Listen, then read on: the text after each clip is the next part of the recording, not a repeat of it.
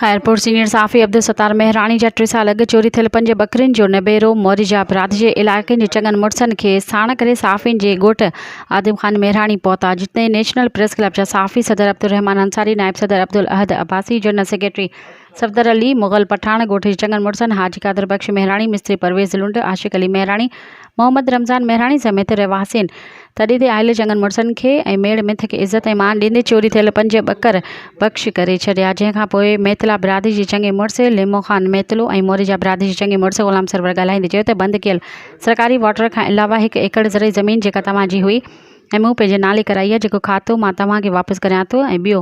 थियल नाजाइज़िन जी माज़रत करे यक़ीन ॾियारियो त अॼु खां पोइ सरकारी वाटर खोलियो वेंदो ऐं उन खां अलावा तव्हां असां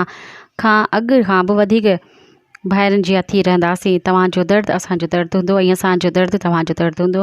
ग़म ऐं शादियुनि समेत हर हिकु ख़ुशियुनि में गॾु हूंदासीं। अॼु खां पोइ तव्हां सां असांजी का